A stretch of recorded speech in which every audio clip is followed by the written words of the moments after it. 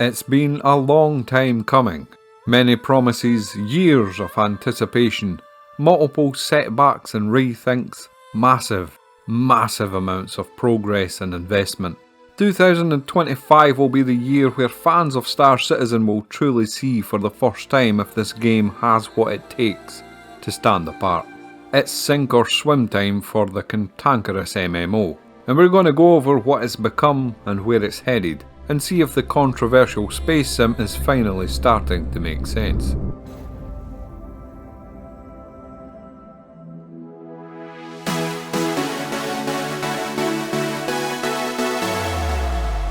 We're on the brink of the very hotly anticipated 4.0 release of Star Citizen. This will be the release where we will finally have the Jesus Tech implementation that's been touted to save the game from its crippling performance issues. Star Citizen's scope and scale to many people has never really been in question. If you've ever played the game, you will know the reality of spawning in a city, jumping on a hover train, raising a ship from a hangar and blasting off from that city, and watching it fade behind you as you break orbit is probably among a lot of people's most memorable gaming moments. Nothing has ever really came close to that experience, and it's truly up there amongst the greats, like the first time you seen the Citadel on Mass Effect, or that one time the Master Chief gave the Covenant back their bomb. And obviously, none of that takeoff sequence in Star Citizen is a cutscene. You can fly freely at any given time. And it doesn't mean you're locked into your ship's seat either. You can sit on cruise control and get out your seat and walk around your ship, open ramp doors and things like that. Although, yeah. That can be a fast way to learn that the game also lets you skydive from low Earth orbit. And given the time it's taken to make what Star Citizen does a reality, I don't think we'll see a game that can achieve all of this anytime in the near future either. Even games from AAA studios who aren't crowdfunded have to use some sort of trickery to simulate this experience. For example, Star Wars Outlaws. The transition is there, but it's just a cool loading screen basically. No Man's Sky and Elite Dangerous can do it, and both are amazing games, don't get me wrong, but No Man's Sky's flying mechanics and visuals are obviously not meant to be very realistic. And Elites are more realistic, but you're only ever flying from, or to, tiny outposts on barren moons with very little atmosphere. There is basically nothing, and I mean nothing, that compares to coming in from orbit over a massive sprawling city just as the sun sets and light glints off the towers of the nearby skyscrapers. Well, that and cracking the seal on a new peanut butter tub. These are indeed the good things in life.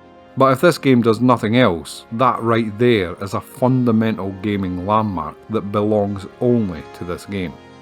However, the game has been in alpha for a very long time, and although we've seen the game take leaps and bounds in almost every direction imaginable, there lies a rather heavy burden on the company to take everything that's been achieved here and step out of the shadows.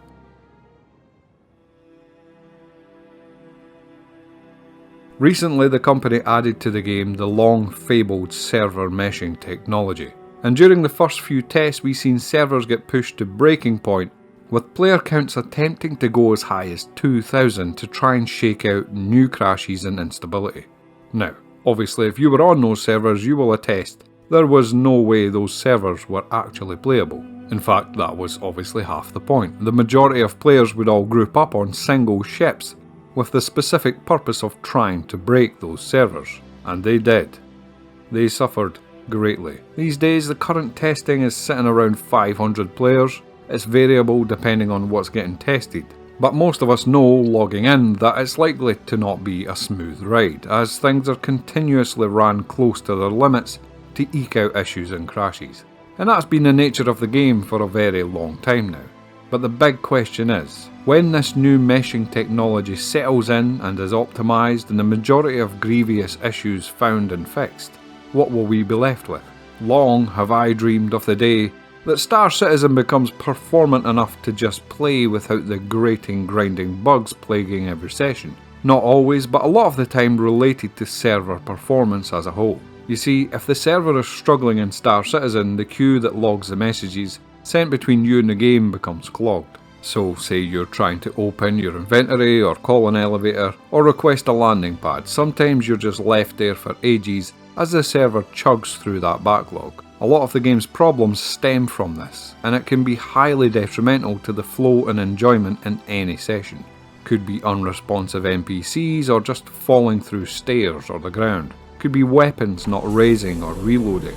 So this new technology will allow multiple servers to run the same world simultaneously, whilst offloading the entire database of information about all the items, current positions and states. It truly is the Jesus tech the game so desperately needs. But does it work?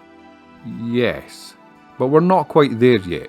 It was never going to be as simple as flipping a switch. The introduction of the technology obviously works, as shown by the massive player counts that were made possible, but it also highlights a massive amount of performance issues that were previously unknowable because the load had never been so incredibly large before. Do I personally think they will be able to tackle the issues and get things running smoothly once and for all? That's the big question. Also, yes, and here's why. Throughout the years, Star Citizen holds these big massive events in-game. The most recent one was IAE. During this event, a massive show floor opens up and all the players can go there and rent any ship in the game to try out. On top of that, there's also a free fly, where new players can join the game without paying to test it out and see if they like it. Traditionally, for the rest of us, these events always tank the servers, and we can notice a massive impact on our day-to-day experience playing the game.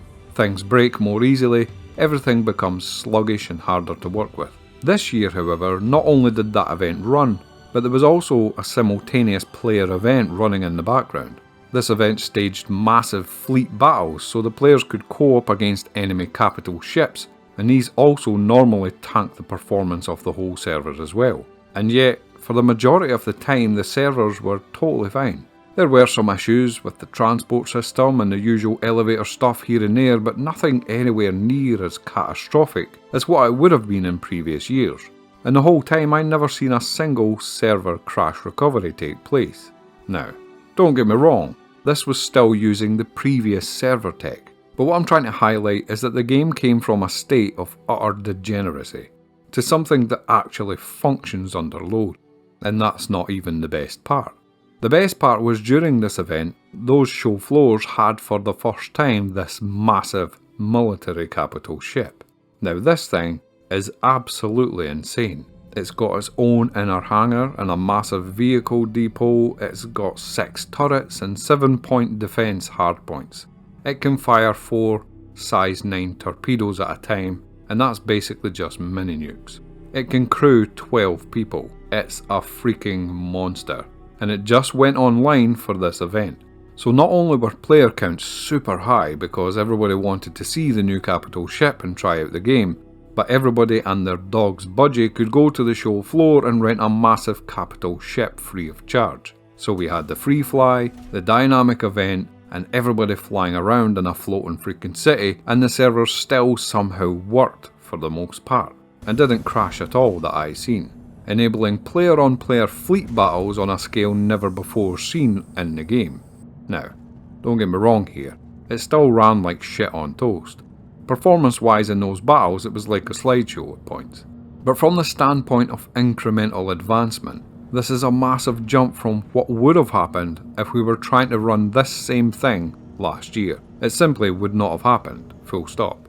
Given another few months working with server meshing, we could see not only this event being playable on it with far better performance, but with even more players all flying around with capital ships as well. In terms of actual frames per second though, the launch of 4.0 has seen players gain a massive boost across the board. You can still sort of tell that there's issues in there, hiding behind certain player actions. Once or twice over the course of 2 or 3 days, I've seen my performance drop from around 60 to like 5 for maybe 10-15 seconds, even though nothing in my own personal environment had changed. So there are kinks to be worked out, but performance in general and even frame time has just went through the roof, and even things like volumetric clouds, which would normally be turned off or down, to save on performance now almost have zero performance impact even at their highest setting. So behind the scenes, advancements are definitely being made. There are still some landing zones where I'm around 40 frames a second at 4K in some of the major cities in certain locations. But even in those scenarios, you can actually feel the fluidity difference, the responsiveness of just your mouse, and it totally has changed the game in a very positive way. The teams seem to very well understand what they're doing now and know how to get there, as evidenced by the multiple reports of people being absolutely humbled by aggressive NPCs, actually coordinating and suppressing and flanking like never before. Meaning servers running on the new system are already running better than the old system, and they've not even been polishing it that long at the time of writing. There will still be issues, of course. Server degradation over time is a big concern, and they are still trying to push the boundaries and gain data on resource-intensive clogs to the system. But should you pick up Star Citizen, or should you start playing it again if you've been out of the loop for a while? Right now, at the start of January, when the devs are all just getting back from holidays and the last patch just launched, hell no. Not if you value your time and money. But like I said before, it could just be a few months out from smoothing into something very enjoyable. I'm pretty certain for at least the next few months things are going to be a bit bumpy. And that can be pretty rough for people who are just used to playing a AAA polished game. So ask me below how it's going depending on when you see this. Right now, although performant in a lot of different ways, there's just so much going wrong, there's no way I could recommend it to anyone who isn't an absolute glutton for punishment. But this is common for post-patch launch, and once things settle down, I'm pretty certain we'll be looking at a Star Citizen that is the most performant Star Citizen anyone's ever seen. So, anyway, say all that wishful thinking comes true. Say we get to the middle of 2025 and things are running far better. We've got millions of bugs to squash, but at least the basics are functioning because we're now not hamstrung by server issues. Is the content in the game overall headed in the right direction? Will it be enough to sustain interest? Well, let's run down what we've got and then we'll see where we're going. If you haven't played Star Citizen before, this will give you a rough idea what the hell we've all been doing over here and why we keep coming back to a game that does nothing but kick us in the balls night after night. So first off, we've got two star systems now, Stanton and the newly added Pyro. Stanton is a high security system with 4 planets. On each of these planets there's a major city and several outpost areas, as well as these massive distribution centres that deal with a lot of goods shipment and processing. All the planets are thematically different, with different climates and things to do. You can jump through a wormhole in a certain location in Stanton and you will come out in Pyro. Pyro is a much larger, lawless system with 6 planets, again all dotted with outposts. All of the planets in both systems have varying amounts of moons that all have outposts as well, and nestled into orbit and the Lagrange points are major stations. These function as the main population centres in Pyro, and are run by various gangs, whilst in Stanton they function as basic rest stops and cargo centres. Common in Pyro, but not so much in Stanton, there's a lot of asteroid bases as well. So essentially we're not exactly short on places to visit. There's a lot to explore, especially if you're new to the game. It could literally take you months to see most of what's on offer. And the locations and lighting and flora are all where this game really holds its own like nothing before it. The way the clouds occlude the light and the very detailed and natural generation of the environment definitely give the player a very awesome sense of scale and natural beauty. Then we come in closer to the locations themselves. The art teams obviously just get a brief and then get let loose and we end up with these magnificently varied and unique places to visit. I'd say a lot of the Lagrange stations suffer quite heavily from being a bit cut and paste though, which is a continual source of disappointment for a lot of us. Especially when there used to be places that were unique, that were later removed to be replaced by the admittedly more performant modular stations. But I guess when you're building entire solar systems worth of content, at some point you have to be able to scale up that efficiency of populating the barren planets with places to visit. And some are pretty unique. places like Ghost Hollow and Whistler's Crypt provide some much needed uniqueness among the masses of outposts that are sometimes quite indiscernible from each other. Again, the settings that these places are placed into helps out a lot. Could be next to a river, could be in a giant crater, could have a nice forested area or something. And it is good to have something here at all, but without something to be able to differentiate one colony from another, these can still seem half-baked at times. Beautiful in their own right, but lacking that spark of character. Balancing that up though are some of the more extraordinary places, like Grim Hex, an asteroid base rammed with outlaws. A nice little grimy, gritty, run-down station that attracts all sorts of people who'd rather stay off the grid. Orison, a city in the clouds of a gas giant with its floating platforms and beautifully maintained gardens. New Babbage, a high-tech city on the forested ice world of Microtech. And Lorville, a smoggy industrial capitalist concentration camp.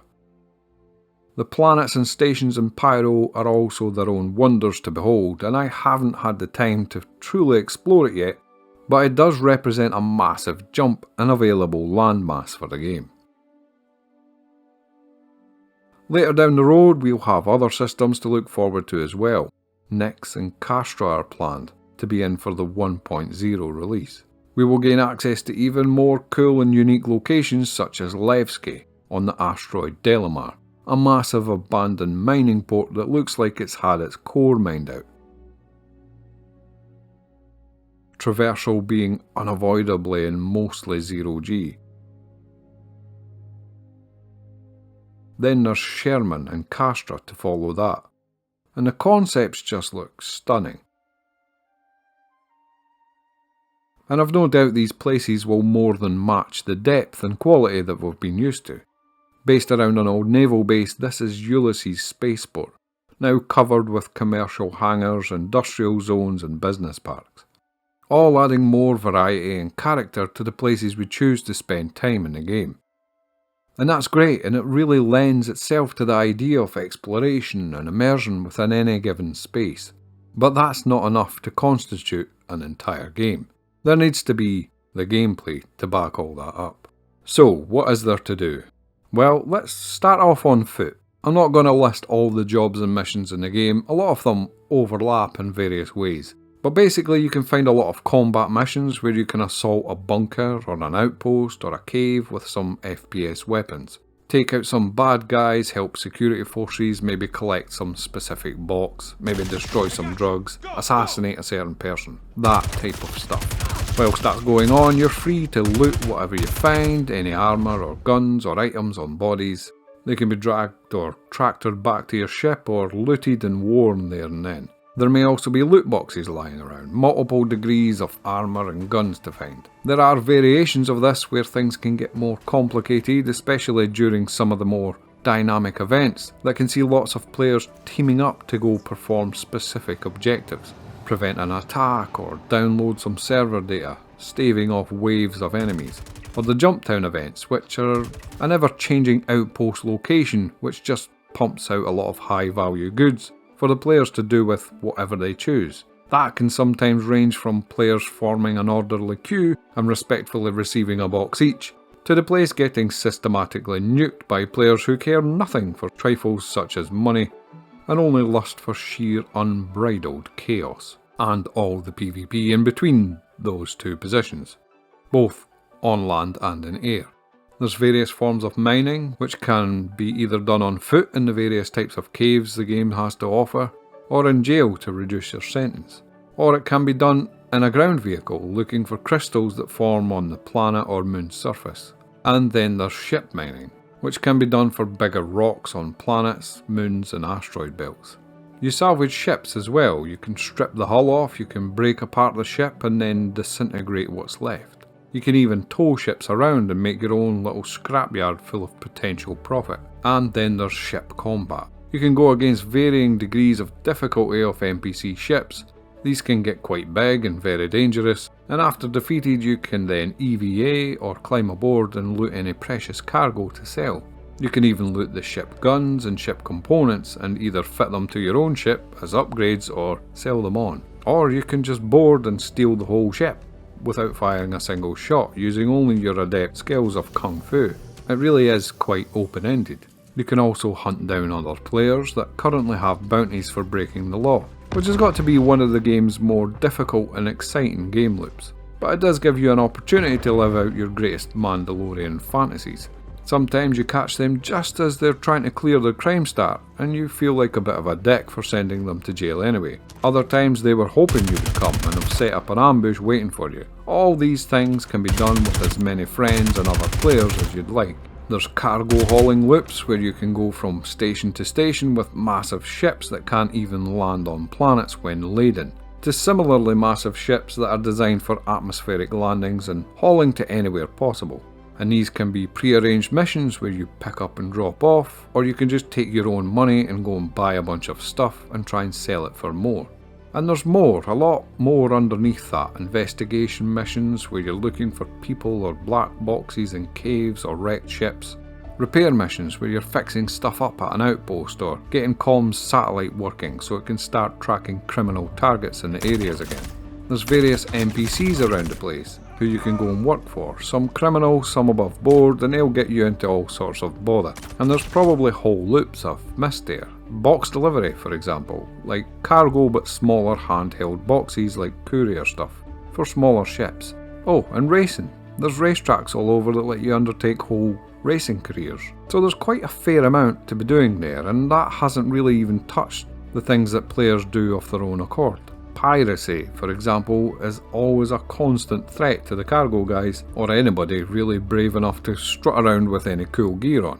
And that gets pretty in depth. There's ways to disable ships to keep their cargo intact. We have ships that can EMP your systems, or jam your quantum drive so you can't jump away. There's ways to then board other people's ships and neutralise anyone aboard before securing the payload. There's a whole medical response gameplay where you can respond to other players' emergency beacons. This can sometimes be in hostile situations, or can often be a trap. And there's entire orgs that you can join to participate in combined arms warfare, or industrial game loops, or medical response, or anything really that lets you try out gameplay in ships designed for more than one person, or just generally work with more people. But is all that enough stuff to fill the void of Star Citizen? Unfortunately no. It definitely still needs more. While that seems like a lot of stuff to choose from, all these seem about an inch deep. And that is improving a lot more as time goes by, but it would be great to see a lot more narrative driven stuff, or more NPC mission givers. CIG has been putting together some amazing events that happen throughout the year, such as the Jumptown one that pumps out the free drugs for everyone to fight over, Xeno Threat where a pirate faction attacks the system and you have to both provide logistical support by retrieving cargo and fight off invaders. It involves boarding derelict ships while others defend positions. There's Blockade Runner, which is roughly the same idea. You can choose to run cargo or fight ship to ship. There's Save Stanton, which could be pretty much anything really. There's Siege of Orison, which is a mostly on-foot co-op campaign to retake some floating platforms on a gas giant.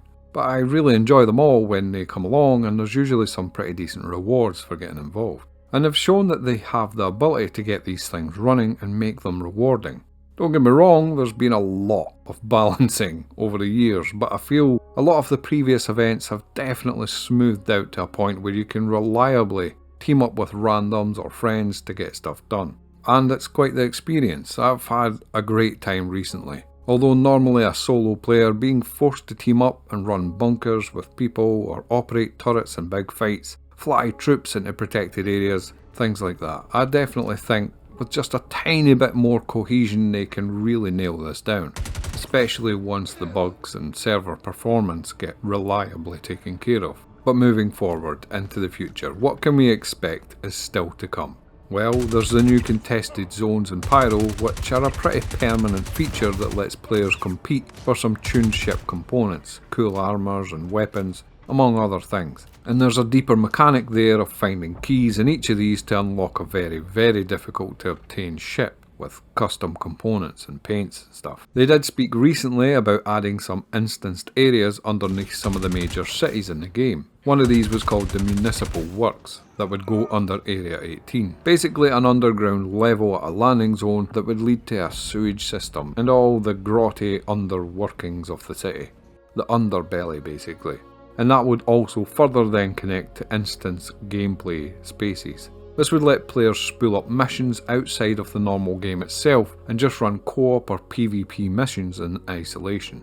And again, that may not be everyone's cup of tea, but it's good that the major landing zones are getting a bit of everything for everyone in there. That would be a great way of killing time, or a great place to lock certain high value resources behind. There were detective missions proposed as well at one point, you know, with a nice sort of murder mystery to solve. Personally, I'd love to see some really deep gameplay surrounding exploration. Something rare and randomised and very hard to find. We'd also love a mystery to be worked in there too, something almost unsolvable, a Raxla or a Mount Chiliad. Anyway, that all seems to be in hand. The mission team have a great system in place now, and it looks like it's now modular and can be chained up with other parts. So a bounty might turn into an item retrieval or a salvage operation and things like that, which definitely will add some random chance and curveballs to each scenario. I'm really looking forward to it. On top of that, it's looking like one of the core functionalities of the game is about to pivot towards crafting. This will basically be everything from weapons, tools, food, armour and even ships. And the quality and effectiveness of those will be determined by the resources you put into them. So if you mine high quality ores, you can make better quality products. You will also be able to craft bases as well, and these will range from tiny little outposts to medium-sized ones with its own refinery and cargo lifts and hangars. Then on to massive org bases, sprawling manufacturing plants with hundreds of players all feeding into its creation, upkeep and defence. And that extends to outer space, where those with the resources to do so will be able to create their own space stations. Massive infrastructures that basically become its own citadel. In each of these locations, from the small bases to the stations, you will be able to offer various services. You can open stores and sell all kinds of valuable loot or crafted goods. You can offer your high-end crafting facilities or your refinery. Possibly repair services. I'm sure there's plans for ranches and farming, and probably a big list of unforeseen trades that can be plied. And the best part is, you won't need to even be online to do most of it. It all seems to wrap the game up in a reasonable attempt at some sort of economy, with player trading and beacons allowing the sale and delivery of various commodities. And again, it probably won't be for everyone, but hopefully the trading will allow people who want to partake to sell on their excesses to the others who don't, keeping the majority happy and creating a continuous source of busy little jobs for players to chase. That path is no doubt fraught with many a rough patch and drama, but it's good to finally be able to see the end of the road for the 1.0 release of the game, at which stage we've been promised that there will be no more wipes for the database containing all our in-game ships and money, and that all subsequent patches will be poised more as fully stable instead of being tested on the majority audience of the live servers. The game has definitely grown in scope and scale in the few years I've been playing, and it looks to grow even bigger still. Having said all that, you might have noticed some glaring gaps in this review.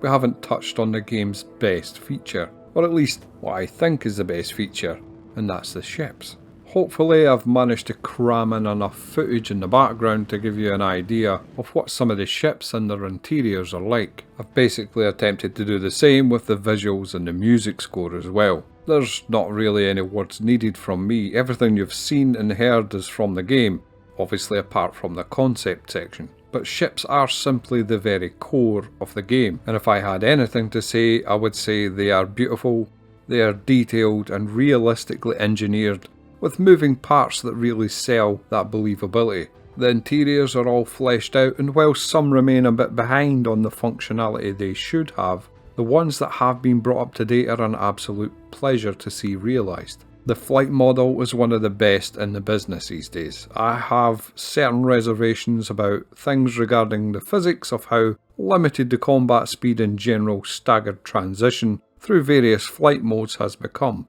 but the way the ships fly under normal thrust is nicely rounded and has a decent inertia to it. And that's coming from someone with 2,000 hours in both Elite Dangerous and DCS. It could be better, but there's a lot of tweaking to be done before the game finally releases, and a lot is still in motion there, no pun intended. The sound design as well is just on point. For example,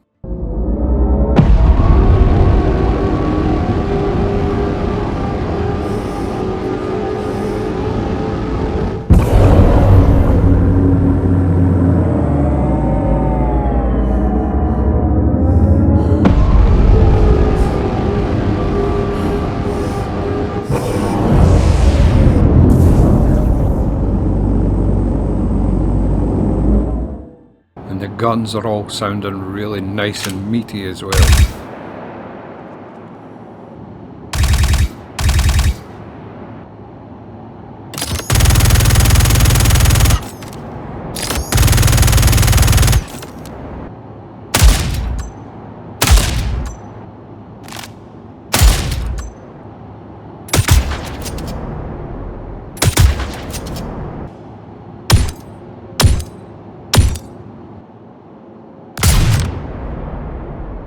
Definitely no concerns in this area. We never even touched on the big ships still in development. For that you'll have to tune into my Star Citizen's most anticipated ships series. But we're still waiting on ships like the Kraken, which is basically a fleet carrier capable of transporting multiple medium fighters into battle. Or the Orion, which is a massive mining capital ship.